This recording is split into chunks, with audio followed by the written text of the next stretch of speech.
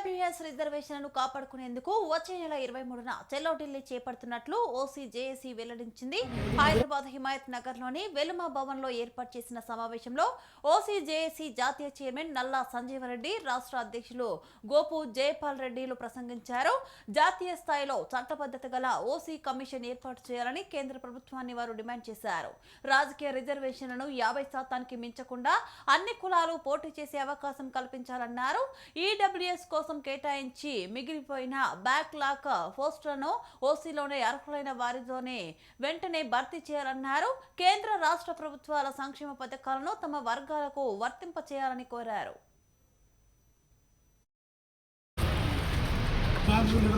ఐక్యత ఓసీల ఐక్యత వర్ధిల్లాలి వర్ధిల్లాలి ఓసీల ఐక్యత వర్ధిల్లాలి జై ఓసీ చలో ఢిల్లీ చలో ఢిల్లీ చలో జై ఓసీ జై ఓసీ జై ఓసీ జై ఓసీ.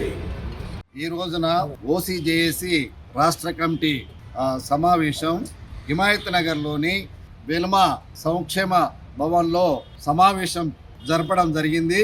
ఈ సమావేశంలో ఈ నెల 11న ఏదైతే వరంగల్లో జరిగినటువంటి సింహగర్జన సభను రాష్ట్ర ఓసీలందరూ సుమారుగా 50,000 పైచిలకు వచ్చి జయప్రదం చేసినందుకు ఓసీ బంధువులందరికీ మా రాష్ట్ర కమిటీ తరఫున కృతజ్ఞతలు తెలియజేస్తూ, అట్లాగే జాతీయ స్థాయిలో ఓసీ కమిషన్ వెంటనే ఏర్పాటు చేయాలనేటువంటిది ఆ ఓసీ గర్జనలో తీసుకున్నటువంటి నిర్ణయానుసారము వచ్చే నెల 23వ తారీఖు నాడు, ఫిబ్రవరి 23వ తారీఖు నాడు ఢిల్లీ లోపల జంతర్ మంతర్ వద్ద ధర్నా చేయడానికి మహాధర్నా కార్యక్రమాన్ని జయప్రదం చేయాలని చెప్పి మేము ఇక్కడి నుంచి రాష్ట్ర ఓసీలందరూ కూడా వేలాదిగా తరలి వెళ్ళి అక్కడ జయప్రదం చేయాలని మేము విజ్ఞప్తి చేస్తున్నాము.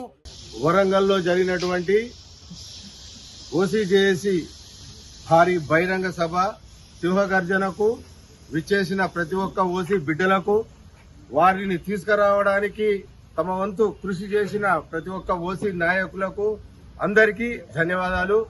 ముఖ్యంగా ఇప్పుడు చాలా మంది మా వాళ్ళు మాట్లాడినట్టు నేను ఆ జోలికి పోతలేదు, నేను కేవలం రాజకీయ నాయకుల జోలికి పోదలుచుకున్నా.